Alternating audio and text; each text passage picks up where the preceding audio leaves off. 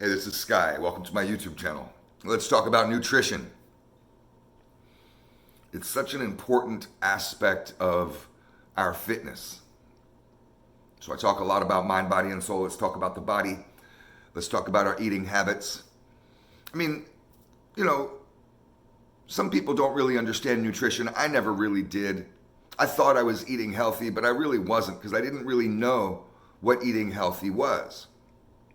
I went to a nutritionist and they gave me a little education, and then I looked into it further with reading about it and watching some stuff on YouTube about it. And I feel like I have, with all that, I feel like over this last year of studying, I feel like I have a pretty good handle on my diet.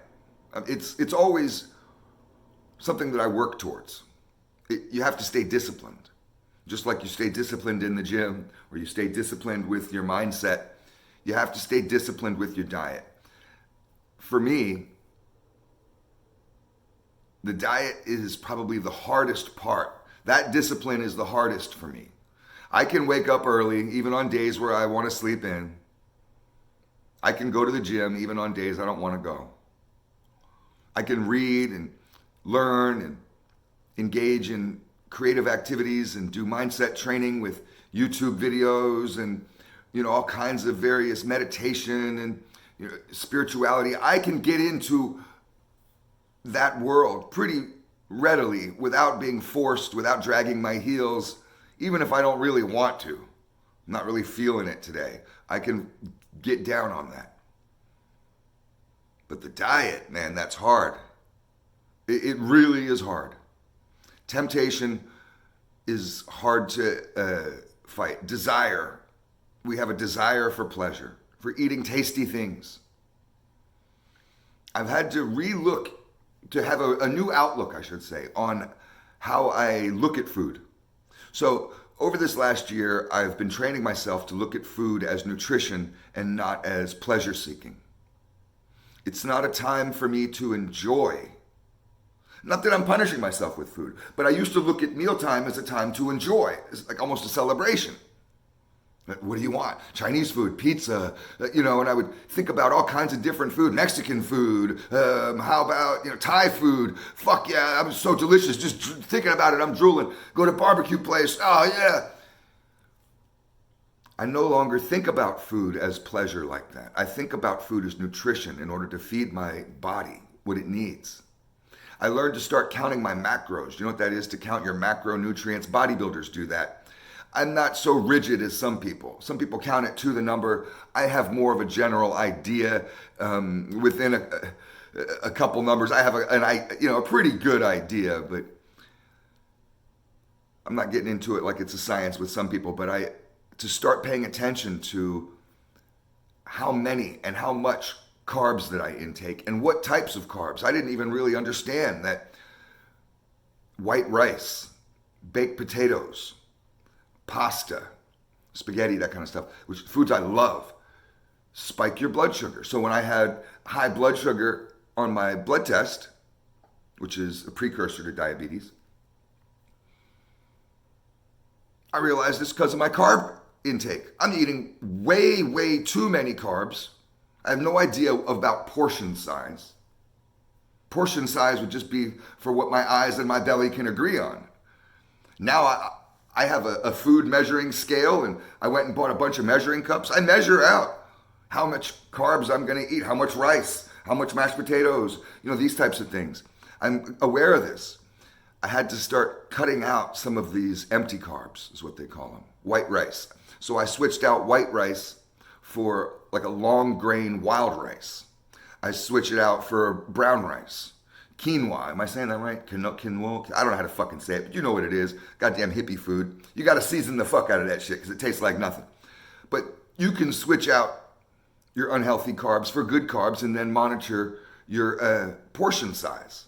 So no more heaping plates of pasta. That was always a comfort way to eat for me. And I grew up broke, grew up in the ghetto, grew up poverty. We always had a bag of white rice, a bag of pasta, that kind of stuff, a box of pasta, spaghetti sauce, usually in a big fucking can. And I would chow down on some spaghetti, man. That's like a $2 meal. Cost you nothing. You eat the fuck out of it. Have a big giant plate. Been doing that my whole life. There's not a lot of nutritional value in it. So now I still eat spaghetti because I gotta have my pasta. I gotta have Italian food, but I have like a normal portion, a healthy portion, what a portion is supposed to be, which very often, and I'll admit this, doesn't look like enough food for me to eat. And I'm like, what the fuck? That's all I get? But I put more than one thing, you know, I'm having more than pasta. I'll combine pasta with protein, with vegetables. So when I have my plate of food, that's what it'll look like. It'll be carbs, vegetables, protein. I'm fixated on protein. That's my goal, is to get as much protein as I can. And it's difficult. I'm not able to consume as much protein as I would like. Maybe I've set too high of a goal. Me and the nutritionist kind of came up with it as far as how to build muscle for the level of activity that I get, etc. It feels like a really high number. But it's important to get on top of this stuff.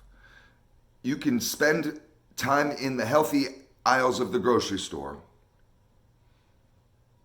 or if you don't want to do that, you don't like eating food, you're rolling your eyes at the video and you're just like, Sky, man, I'm just not down with this shit. I'm gonna eat how I'm gonna eat, and you can't fucking change that.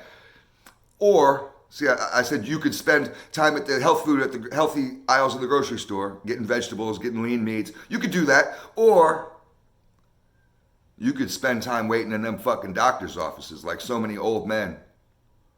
I go to a diner that I love, and it's full of old people, old veterans of every war that we've had. Vietnam, Korea, World War II. There may be some Gulf War and people, but it's mostly old people there. The waitresses are ornery, bitchy. But once they get to know you, it's kind of this big family. There's a lot of old men there that have health problems. And a lot of those health problems are due to poor maintenance. They're not war injuries, it's poor maintenance. Stuff that you could do. You could have avoided. That's on you. That diabetes, sure, there's genetic components to it, but that's on you. Watch your carb intake. Watch the sugar. How many sodas are you drinking? How many cookies are you having? How much alcohol do you drink? That's something that I cut out of my diet. 100% was alcohol. And it did wonders, not only to clear up my mind, but to detoxify my body. Alcohol is poison.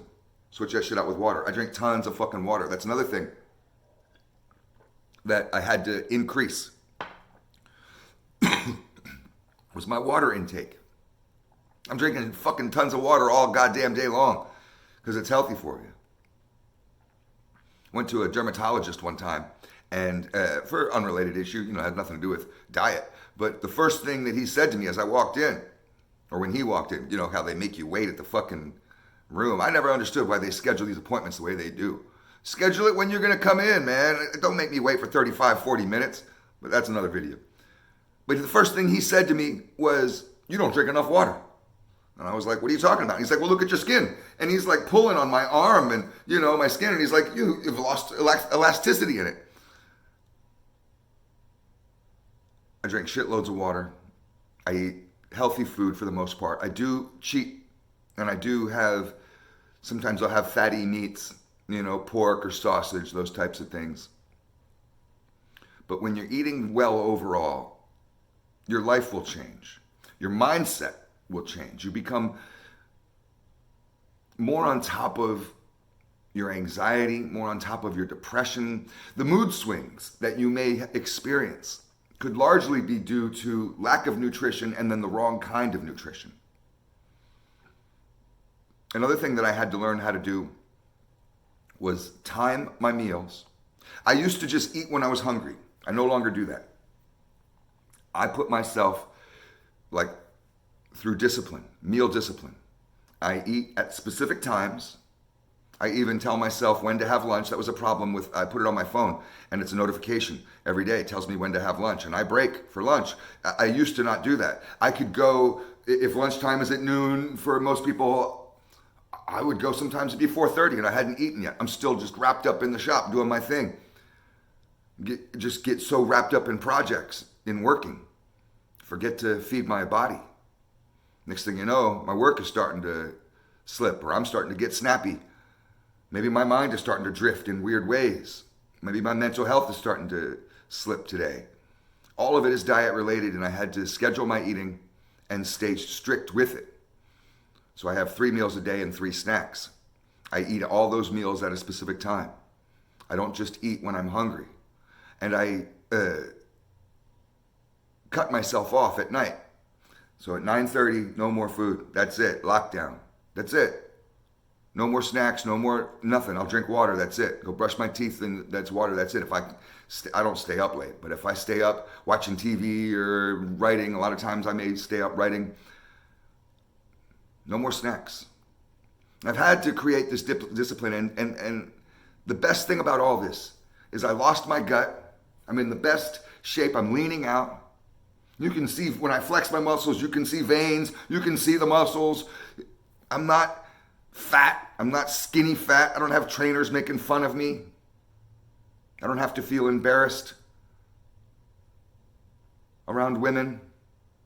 But the most important thing is that I got a clean blood test. Just last week, I went for my blood work, and it was great.